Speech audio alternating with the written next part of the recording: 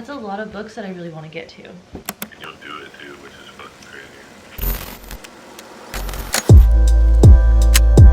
What I think I'm looking for is just a book that I cannot put down.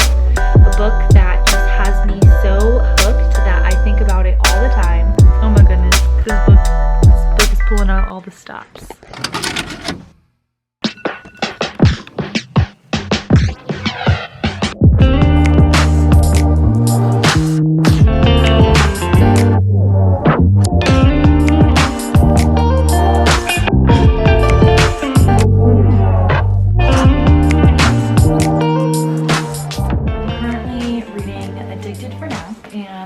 To part 2, which is around page 200. I started reading this yesterday, slowly chipping away at it. It is definitely a bigger book, 540 pages. And Addicted for Now, this is the third book in the Addicted series, and we're following Lily and Lo as they sort of acclimate to life after the 3 months that they've had apart. At first, because I've been reading so many other books since I've read Ricochet last month, it took me a second to kind of fall back into the world. I'm enjoying the book a lot. Obviously, I've made it 200 pages in just one day. I'm also reading on Kindle Unlimited Darling Venom. I've only made it to like page 100 something. I'm on page 144, and this one is also a lot bigger of a book. This has 600 plus pages, which is crazy. It is about this girl, her name is Charlotte. The trigger warnings, there's lots of trigger warnings, but she goes to the school one day to jump off the roof and sees someone else there and starts connecting with that person, and then some things transpire, and then we just fast forward. So I don't want to go too much into it because I feel like it's great to go into this book blind, and I did that as well. The only thing that I knew about it, because I took a peek at it whenever I downloaded it earlier last month in January, there was a recurring theme of, or importance of, Valentine's Day.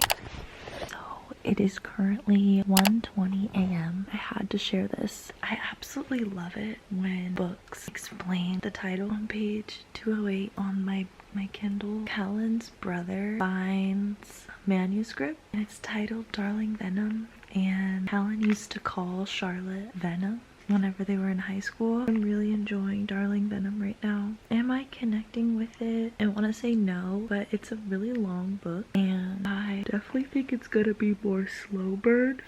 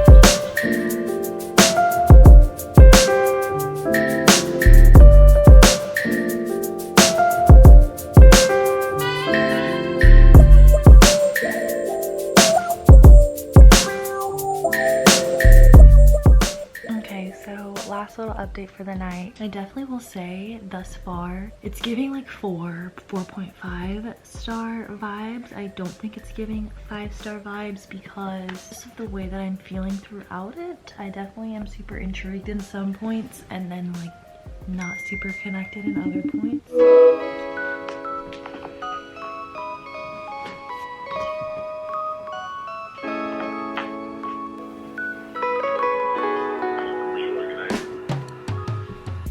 Figure out what I want to read next.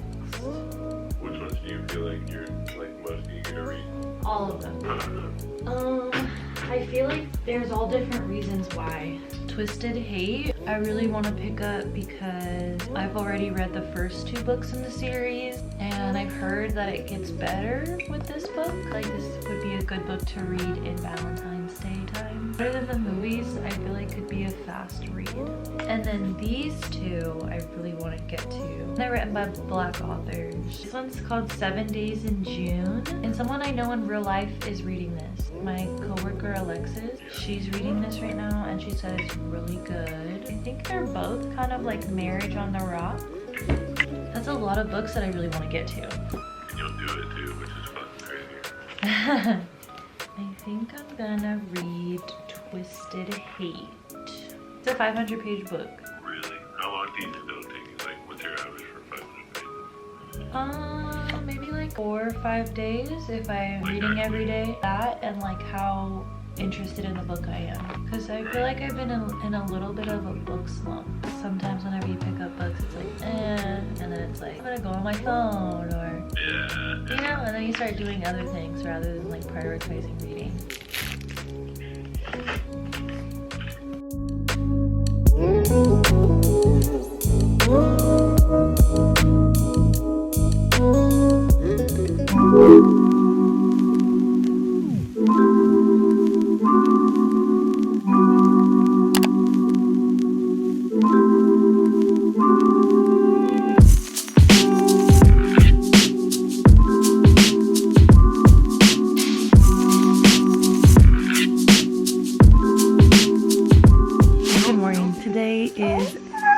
Today is Saturday, February 18th, and I have the day off from work. Despite having a couple errands that I need to run today and a couple appointments that I have as well, I do plan to just be reading all day today. Started off my morning trying to get through Finley Donovan is Killing It. Last night I finished ACOTAR. This is the only book on my TBR that's kind of just been sitting on my TBR for a long time. I started this a few days ago and stopped reading it, picked up ACOTAR, and ended up finishing ACOTAR before I finished this guy.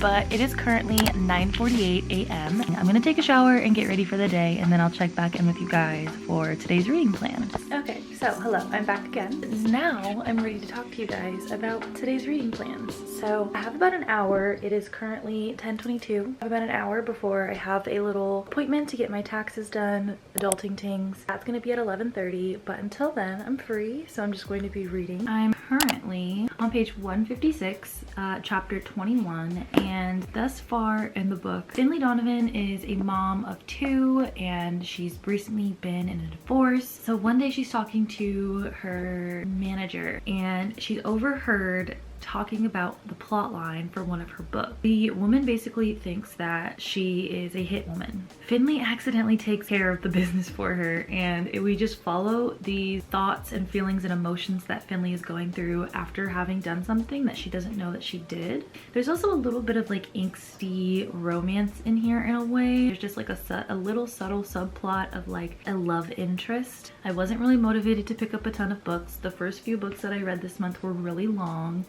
and it just feels nice to start to get that motivation back again.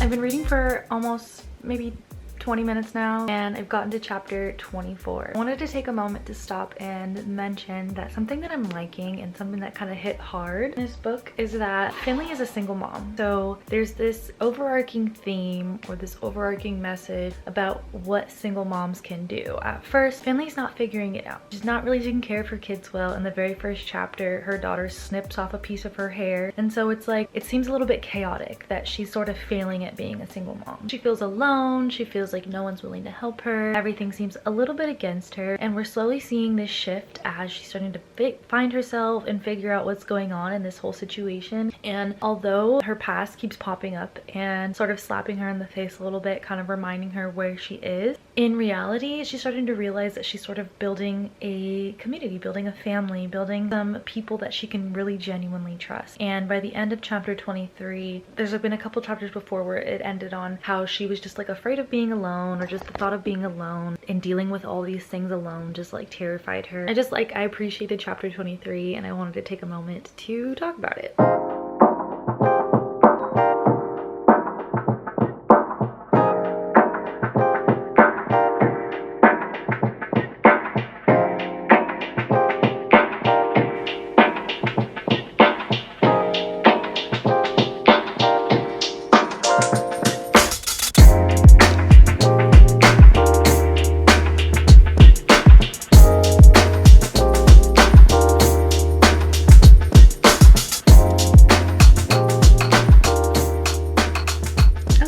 Hello. I think yours are close. Nope, that's just me.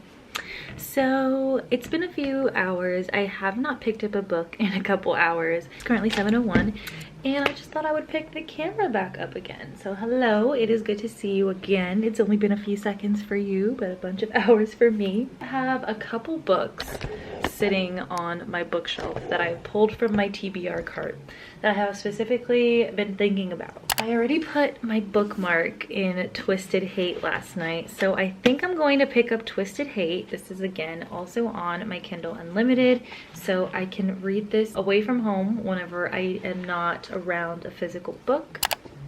Tell me lies. It says right here, a page turner. I devoured it in 48 hours. I feel like this could be something that I could eat up really fast. And it's not that I want to read a book really fast and get through a book really fast, but what I think I'm looking for is just a book that I cannot put down. A book that just has me so hooked that I think about it all the time. And I think I've just been missing that from some of the books that I've been picking up recently.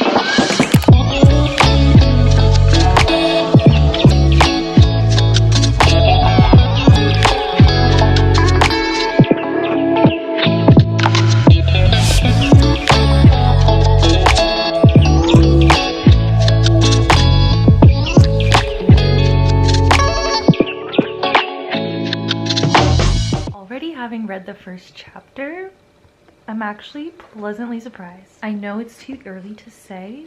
The writing style, I'm interested in Jules and Josh's little bantership. We've already experienced them, or like seen how they act around each other in previous novels.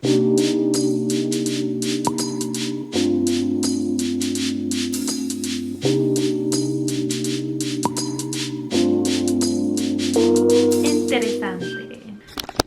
So I just read the first 2 chapters of Twisted Hate, and I just read 1 chapter in Jules' perspective, 1 chapter in Josh's perspective, and I have a feeling that I might like this book. I think that I'm willing to go into this a little bit more open-mindedly now that I've gone right into it. I think the reason why I'm liking this a lot more as well is because I already know who these characters are. I already feel somewhat connected to them. Josh is Ava's brother from Twisted Love, and Jules is Ava's best friend. And so maybe in the other books, I didn't feel as though the 2 love interests be so connected so fast. Like I feel like things happen so fast. And I think that maybe in this book, because we already know who Josh and Jules are, that will seem a little bit more authentic to me. I don't know. We'll see. I earlier put a reservation for Finley Donovan Jumps the Gun? No, Finley Donovan Knocks Him Dead. I don't know. I put in a reservation at my local Barnes for the second book in the Finley Donovan little series, and so I thought I would run over there before they closed and pick that book up. I think I'm also going to take Twisted Hate with me and see if maybe I can sit and read in Barnes & Noble for a while. I haven't done that in a long time, so it would be nice to be able to go read this in Barnes & Noble. Maybe even walk around a bit too. We'll see.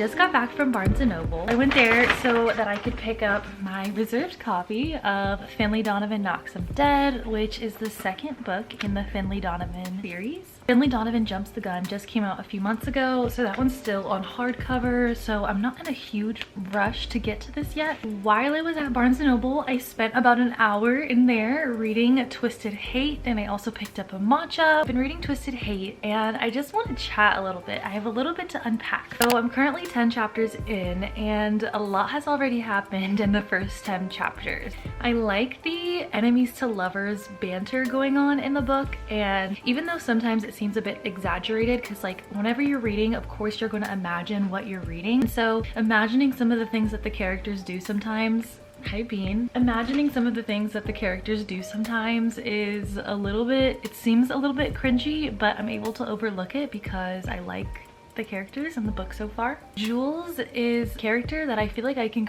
relate to a lot. She's very passionate, ambitious, and kind of leads with her heart. She seems like she's an Aries. She's giving me Aries vibes, but I could be definitely wrong. She seems very headstrong as well. So I think I forgot to mention, but there's this trip. Basically, the friend group throws Ava a surprise birthday party, but Ava brings her own surprise to the birthday party by telling Josh and Jules that she has 4 total tickets to go to Vermont for a skiing trip. She ends up inviting Jules and Josh, so there's a little bit extra fourth proximity there where they have to go on this trip together. And then they get to the hotel, and then there's a problem with their room, duh. And so they get to the room, and there's 2 rooms and 2 beds, so that's the 1 bed trope. And more forced proximity. Oh my goodness, this book is pulling out all the stops. I'm currently on chapter 15. Jules and Josh have been slowly but surely melting the ice off of their relationship. Even though they still have this like enemy type banter, this sort of unfriendly, witty, sarcastic banter with each other, they're slowly but surely warming up to each other. And they're on this trip in Vermont, and Jules ends up getting her period. And she has like really bad periods where she has like migraines and bad cramps, blah blah blah. Because they're sharing a bed and they're right next to each other, Josh decides that he's going to comfort her a little back massage, just like, you know, help alleviate the pain, and it helps her sleep. But at the end of chapter 14, Jules gets a text from an unknown number, and it happens to be her ex. And so, just like Jules, I'm wondering why the ex is texting her, what he wants to do with her. Okay, I just got to chapter 20. They added Anna Huang added another trope. Just when I thought the number of tropes discussed couldn't be any more, just agreed to be friends, but not friends with benefits. Enemies with benefits, maybe? They've agreed that because they're both very busy in their business and their professional lives, that they could come together in this mutually beneficial agreement, as Josh put it. Currently on chapter 20, page 160. I think that's a good sign. I started this book not that long ago. I've only been reading this book for an hour and 20 minutes. So I've just finished Twisted Hate. I cannot believe it. I feel so many different things. First of all, I've rated it 5 out of 5 stars. Like, did I have problems with this book? Yes. Did I like the miscommunication at the end? No. Not my favorite. But 99% of this book I ate up, okay? The spice, perfect. The relationship between Josh and Jules, perfect. It reminds me of my relationship with my boyfriend, coincidentally. And then I love and connected with so much Jules' mindset. Just like her in general, I just feel like, I don't know, I just felt so connected to her. I would recommend this book to literally everyone. This could be one of the best books of the entire year. I was literally talking about how I have been missing feeling that I can't wait to read it type craving or motivation towards a book, and I finally found it and I ate this book up. It's literally 500 pages and I read it in 3 days, so I think that says something with my schedule. Can't recommend this book enough. Go read it. Go read it. Even if you have to go through Twisted Love and Twisted Games.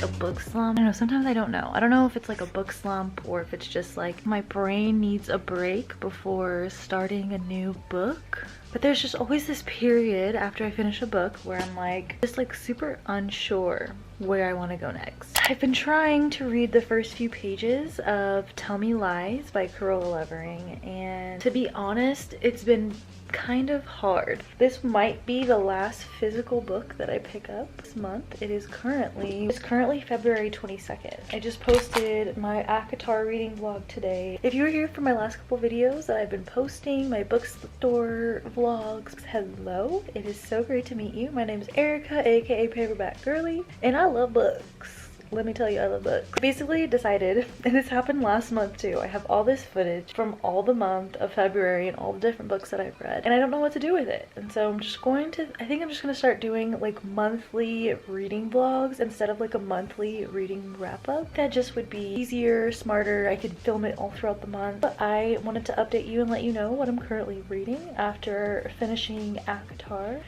I'm actually super excited to pick up Core of Mist and Fury. It's coming in the mail. It should be in the mail right now, actually.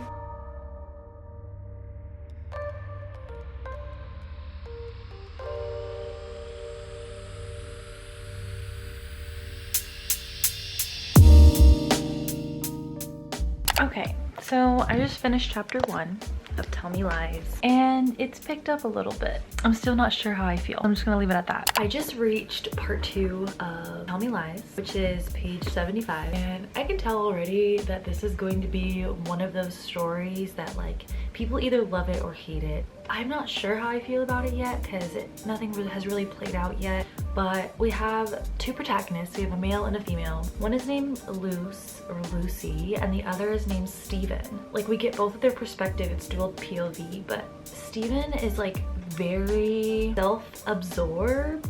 It's set in college, so he's a junior in college and she is a freshman in college in Southern California. Steven is giving like player vibes. He has this like on and off girlfriend, Diana, and he always has these like names for the girls that he's like trying to go after. Like, he calls Lucy in the Sky with Diamond, and he calls Diana Princess Diana. We're in his mind too in his chapter, so he even says like the girls love the nicknames. Like, he's just giving like sleazy vibes, and I'm not sure how I feel about that. I can just tell this is gonna be one of those books where it's like about a toxic relationship. Love toxic stories, or just like toxic romance stories. I don't know why, it just tells you a lot about my brain, but I'm interested to see how this one plays out because I don't like the guy already. I don't like Steven. Okay, good morning. I've been reading Tell Me Lies this all morning. I really do not know how I feel about this book. For some reason, I really don't like the main guy character. It's like John Adams, but that's okay. I don't like the main guy character in this book. I think that he is a sleaze. Like, literally a sleaze. Ugh. And then this poor girl, Luce, is like, she like she's like an eating disorder. She just has like a mental fixation on food and dieting, what others are eating and how others look, and like being skinny and tiny. Steven, they spent like a good 2 paragraphs talking about how he doesn't eat well and how he has a beer gut. Obviously there's a reason. There's a reason that this author chose to write this way. So I'm thugging it out. But I'm literally reading it sometimes and I'm like, excuse me? He literally was just like, go on birth control because I want you to. And she was like, okay. No, I'm not making no decision for no other man. I'm not going on birth control because it's convenient for you. Absolutely not. Especially whenever you, oh my god. It just like makes me mad, you know? Like, it's kind of making me mad because I would not put up with this in my own personal life. I know there's a bigger picture, so I'm gonna keep reading, but